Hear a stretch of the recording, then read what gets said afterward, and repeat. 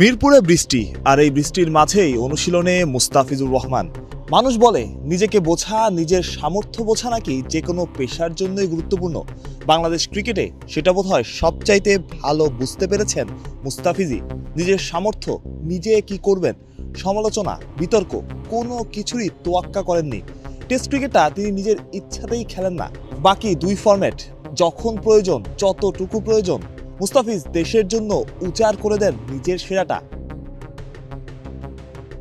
একটা সময় একটা কথার প্রচলন ছিল, মুস্তাফিজ নিজেকে সময় দেন না, অর্থাৎ অনুশীলনে খুব একটা মুস্তাফিজকে দেখা যায় না। তবে সেই ধারণা তিনি নিজেই ভুল প্রমাণ করেছেন। যখনই ইনজুরিতে পড়েছেন, যখনই প্রয়োজন হয়েছে, মাঠে একটা মুখ নিয়মিতই দেখা গেছে।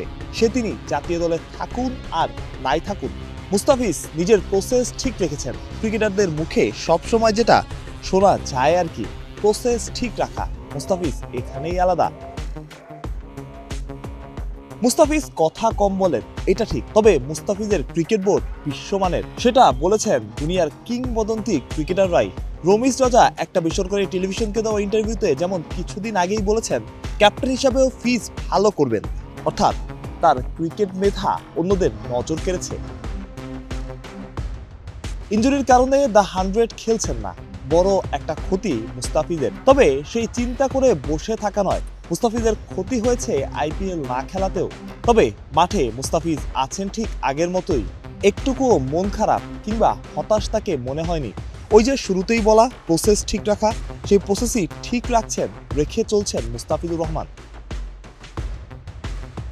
যেমনটা শুনছিলেন, ইনজুরির কারণে সুযোগ পেয়েও দ্য 100 খেলা হচ্ছে না। তবে ভালো খবর, মুস্তাফিজ বোলিং শুরু করেছেন, মিরপুরে নিজেকে প্রস্তুত করছেন। তার পরের অ্যাসাইনমেন্ট ভারত সিরিজ, যদি বাংলাদেশে ভারত খেলতে আসে আর কি। স্মৃতিতে থাকবে ক্যারিয়ারের শুরুর সেই সময়টা, ঘরের মাঠে ভারতকে চমকে দেওয়া। মুস্তাফিজই ছিলেন ফ্রন্ট লাইনে। প্রত্যয়, বিডি ক্রিক টাইম।